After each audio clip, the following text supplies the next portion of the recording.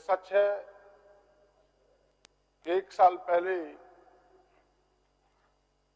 जब सरकार बनी, गठबंधन की सरकार आदरणीय हेमंत जी के नेतृत्व में, तो परिस्थितियां बड़ी विकट थी, विषम थी और विपरीत थी। इसमें कहीं दो राय नहीं है और बड़े दावे के साथ कह सकता हूं कि इन 20 वर्षों में पहली बार किसी सरकार के बनने के बाद इतनी विकट परिस्थिति सामने आई। पिछली सरकारों ने जिस प्रकार से खजाने को खाली कर दिया था, अपने भी लूटा, दोनों हाथ से लुटवाया, कई जांच अभी चल रहे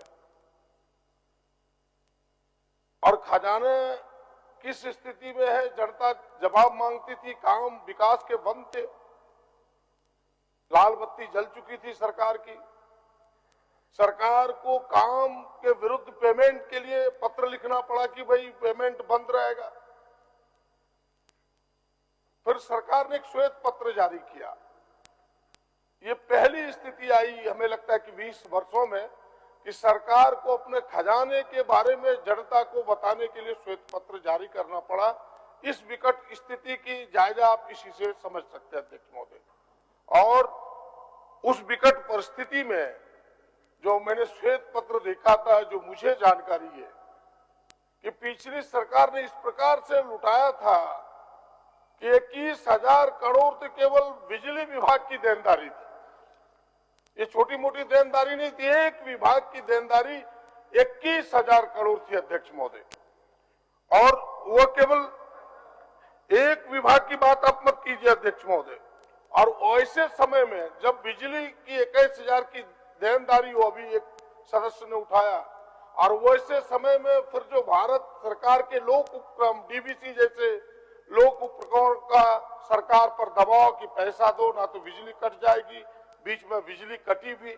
मैं इसलिए इस परिस्थिति का जिक्र कर रहा हूं अध्यक्ष महोदय। और इतना ही नहीं, आपने देखा होगा किसी काल में पहली बार भारत सरकार ने दोनों हाथ उठा के कह दिया कि जो जीएसटी के हिस्से हैं उन हिस्सों को भी मैं नहीं दूंगा, राज्य कहीं से बैंक से लोन ले ले। पूरे देश में हाहाकार मच गया, या राज्य भी उसका हिस्सा बन गया। भाई काम हो तो कैसे हो। हमें लगता है कि विपक्ष को ये बातें सुननी चाहिए थी, उन्हें इसके बारे में कहना चाहिए था कि भाई यह परिस्थिति क्यों पैदा हुई, किस प्रकार की परिस्थिति में सरकार चली अध्यक्ष महोदय। और साथ ही जो भाजपा के केंद्र में शासन है, सबको पता है कि जो गैर भाजपा शासित प्रदेश है उनके साथ उनका क्या सौतेला व्यवहार है। उनकी तो कहानी ही अजब है। अपनों को भी नहीं छोड़ता है तो दूसरों की तो बात छोड़ दीजिए। अरुणाचल प्रदेश में जदयू जो बिहार में सरकार है, उसके 6 विधायक को अपने झोली में ले लिया, तो आपको कैसे छोड़ेगा।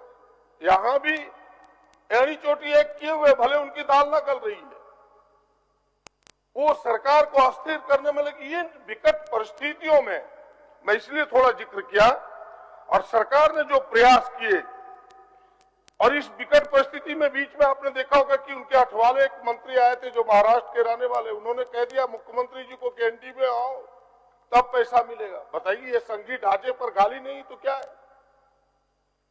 क्या कोई सरकार दूसरे दलों की नहीं चल सकती। आप कहते हो कि एनडीए में आओ तब तो भारत सरकार पैसा देगी। महोदय, ये इस विकट परिस्थिति में मैं कह सकता हूं कि अगर राज्य सरकार ने आदरणीय हेमंत जी के नेतृत्व में जो प्रयास किया है, इस घने कोहरे बादल से चीरते हुए इन बादलों को एक बाज की तरह, मुझे 2 पंक्ति याद आती है।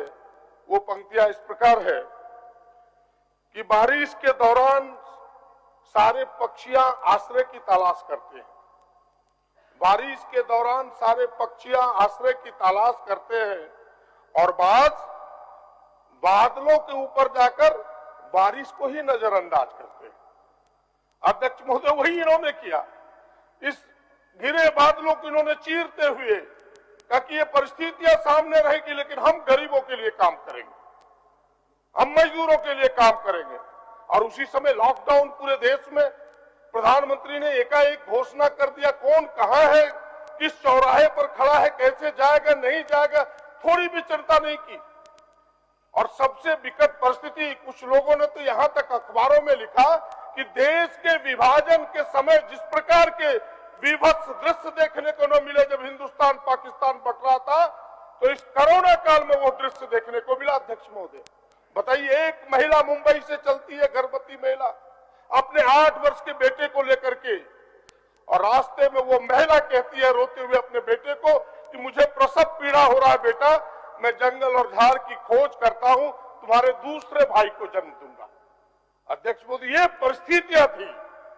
मैं बधाई देना चाहता हूं सरकार और उसके पूरे महकमे को, तो बड़ी अपने कुशल प्रबंधन, धैर्य और साहस के साथ पूरी व्यवस्था को आपने ठीक तरीके से डील किया और लोगों को सकुशल वापस लाया। बताए हमने देखा इस महामहिम के भाषण के कुछ अंशों को कि खंड 5 और खंड 6 में उसका कुछ पंक्तियों में उन्होंने वर्णन करने का, कहने का प्रयास किया है कि किस प्रकार से नियंत्रण कक्षा स्थापित हुआ, इनके एक एक अधिकारी लगे। क्या सच नहीं है जो कह रहे थे कि कल तक की ये झूठ का पुलिंदा अभी कह के गए? क्या वो बताएं कि यहाँ 2 लाख मजदूरों के 1,99,226 मजदूरों के खाते में सरकार ने 1,000 रुपया नहीं दिया? क्या ये झूठ है? क्या ये झूठ, ये सच नहीं है कि दीदी किचन एक एक गरीबों के भोजन के लिए चला?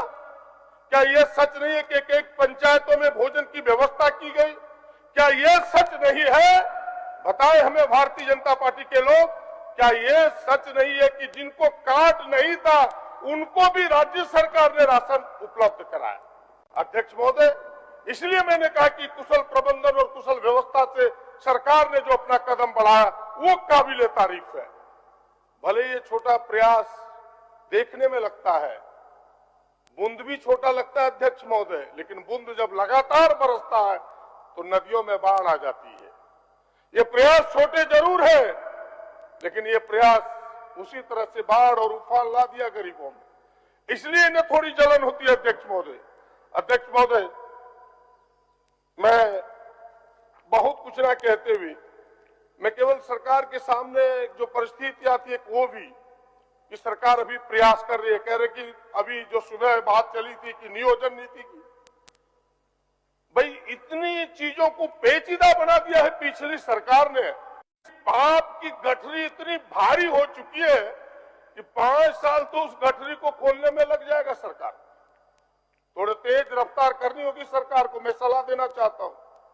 उनके पाप इतने गहरे हैं कि आपको हाई पावर डिटर्जेंट लगाना होगा, नहीं तो पाप नहीं धुलेगा। हेमंत बाबू, बता देता हूं, जिस प्रकार से नियोजन नीति को उन्होंने उलझाया, जिस समय नियोजन नीति लागू था, मैं उस विधानसभा में पहला व्यक्ति था अध्यक्ष महोदय, हमने खड़ा होकर कहा था कि ये हाई कोर्ट में टिकेगा नहीं, आप लोगों को बहला रहे, फुसला रहे, और सच यही हुआ।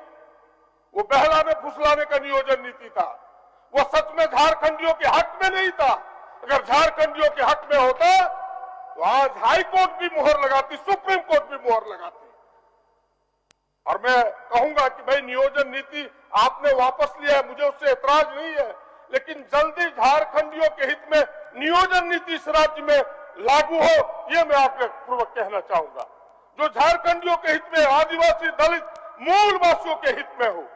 अध्यक्ष महोदय, मैं कह रहा था कि एक एक चीजों को उलझा के रख दिया। आप देखिए, हाई स्कूल की बहाली 2016 में प्रारंभ हुआ, अब तक खाता वही चल रहा है, कब खत्म होगा पता नहीं। दरोगा की बहाली 5 वर्ष पहले शुरू हुआ, अब तक बहाली खत्म नहीं हुआ। एक एक चीजों को उलझा के रखा है, जिसकी बात ये जल्दीबाजी में ढोल पीटने का तरीका, अभी हम अगर यस बोलेंगे तो पत्रकार महोदय को वहां नो सुनाई पड़ेगा, ये भी जल्दीबाजी के कारण ही है कि जल्दी उद्घाटन कराना है, पीएम मोदी से कराना है, चलो विधानसभा को उद्घाटन कर दो। कैसे बना नहीं बना, एक एक चीजों पर यही कहानी है अध्यक्ष महोदय। 3 मेडिकल कॉलेज, आपको याद होगा कि 3 मेडिकल कॉलेज इन्होंने प्रधानमंत्री से उद्घाटन करा दिया, दुमका, पलामू और हजारीबाग। अध्यक्ष महोदय, तीनों मेडिकल कॉलेज का क्या हुआ आज? हर उसके परिणाम क्या है? आज छात्र भुगत रहे हैं।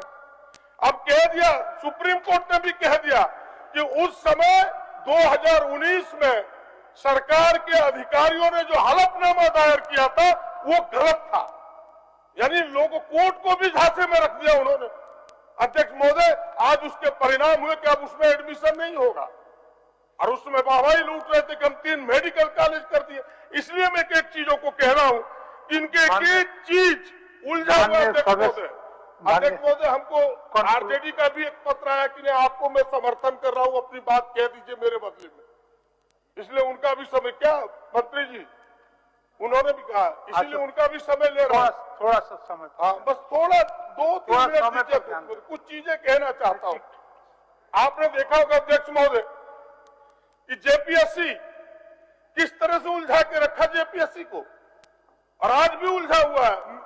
आज इस सरकार ने एक नियमावली बनाई, लेकिन मेरा आग्रह होगा कि अभी वो अपने आप में पूर्ण नहीं है, थोड़ा और आपको देखना होगा उसमें, और थोड़ी उसमें त्रुटि है, उसको भी सुधार करना होगा, क्योंकि आज भी वो उसमें संपूर्णता नहीं पाई है। अध्यक्ष महोदय, इसलिए मैंने कहा कि चीजों को किस तरह से एसपीटी सीएनटी को, उसी में 2 वर्षों तक राज उलझता रह गया, एक एक चीजों में राज उलझता रह गया। इसीलिए इन चीजों को करने के लिए थोड़ा वक्त लगेगा, उलझी हुई चीजों को सुलझाने में वक्त लगेगा, इसीलिए उन्हें थोड़ा धैर्य रखना होगा, और जब धैर्य रखेगा तो ये सरकार काम कर रहा। और ऐसे लोगों तो कहने का भी हक नहीं है, जो किसी का ना सुना, नौजवानों का ना सुना, जिसकी पूरी सरकार, चाहे वो राज्य की 5 साल की सरकार हो, चाहे वो दिल्ली की सरकार हो, केवल अडानी अंबानी के लिए चलता हो, वो जनता और नौजवानों के लिए क्या बात करेगा? हमें पता है। आज जो बात अभी कह रहे थे इरफान साहब कि भाई 70 दिन से अधिक हो गए, 80 दिन से अधिक हो गए, लोग किसान आंदोलन पर डटे हुए, केवल इतनी ही मांग है कि भाई इस बिल पर विचार, इस कानून पर विचार करो, इन्हें वापस लो।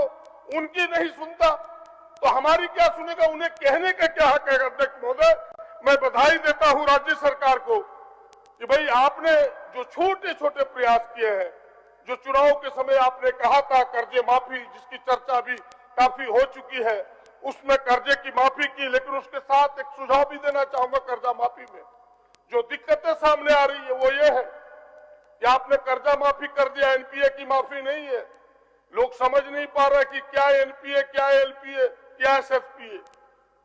आप इन चीजों को थोड़ा स्पष्ट कीजिए, लोगों के सामने कठिनाइयां आ रही है। एक परिवार के एक सदस्य की आप माफी कर रहे हैं, फिर कई पेच है उसमें, कहते राशन कार्ड नहीं है। अब भाई white ration card, green ration card जो राज्य सरकार बना रही है, उसका माफी होगा कि नहीं, ये चीजें स्पष्ट नहीं है। अध्यक्ष महोदय, बैंक के लोग उन्हें बैरल लौटा देते हैं कि जाओ और वापस चले जाओ। ये सारी चीजें हैं, इन कठिनाइयों को समझना होगा। इसीलिए हमने कहा कि कुछ बातें हैं। अभी अध्यक्ष महोदय, इतना बेहतर सरकार काम कर रही है, बिजली में 24 घंटा बिजली देने का प्रयास कर रही है, लेकिन जो 21,000 करोड़ मैंने कहा कि देना होगा सरकार को, यानी बिजली जलाए रघुवर दास और पैसा भुगतान करेंगे हेमंत सोरेन। बताइए, उसी में एक कहानी है अध्यक्ष महोदय कि पिछले समय का बकाया, गलत बिलिंग, डबल बिलिंग, आज लोग परेशान है उसके कारण। आज गांव गांव में गुस्सा है, आक्रोश है, और वो गुस्सा इस सरकार के प्रति हो गया, क्योंकि वसूली अभी कर रही है सरकार। अध्यक्ष महोदय, कारनामे उनके हैं, लेकिन छींटे हम पर पड़ रहे हैं। मुख्यमंत्री जी से आग्रह पूर्वक कहना चाहूंगे कि विभाग भी आपके जिम्मेवारी भी आपकी है। अध्यक्ष महोदय, बड़ी जनता से जुड़ा हुआ सवाल है, इन्हें गौर करना चाहिए कि वो जो डबल बिलिंग कैसे हुआ। आप भी क्षेत्र के विधायक है कि भाई पहले बीपीएल से उनका खुद लटका था, वो कुबड़ी जो उसको बोलते हैं, इसके बाद दोबारा उनको नया मीटर मिल गया, तो पुराने का भी बिल चला गया अध्यक्ष महोदय, नए का भी चला गया। अब बकरा बेचे की बकरी बेचे, उनका बिल का भुगतान नहीं हो रहा। कहानी ये है, इन चीजों को समझना होगा। और हमें लगता है कि केवल अफसर के भरोसे छोड़ने से नहीं होगा। अफसरों को कदापि कुछ ही अफसरों को गरीबों का दर्द हो सकता है, वरना मैं दावे के साथ कह सकता हूं कि वो दर्द का एहसास वो अफसर नहीं कर पाएगा जो जनप्रतिनिधि करेगा। इसीलिए आप एक जनप्रतिनिधि, ऐसे राज्य के मुखिया, आप इसे एहसास कीजिए और उस दर्द से उन्हें निपटारा कीजिए। अध्यक्ष महोदय, मैं बहुत लंबी बात न करते हुए केवल 1-2 बातें कहते हुए कि भाई आपने 5 चापाकल तो दिया है, जिसकी चर्चा होती है, पीठ थपथपाई जा रही है, मैं भी आपको बधाई देता हूं। लेकिन जो 1 साल से हमारे चापाकल मरम्मती के बिना अभी आने वाला है, अभी तक आपका टेंडर नहीं हुआ, साल पूरा होने को है। बात कटु जरूर है लेकिन सत्य है, इसलिए मैं रख रहा हूं आपके सामने कि एक चापाकल का मरम्मत आप 1 साल में नहीं करा पाए। सच यही है।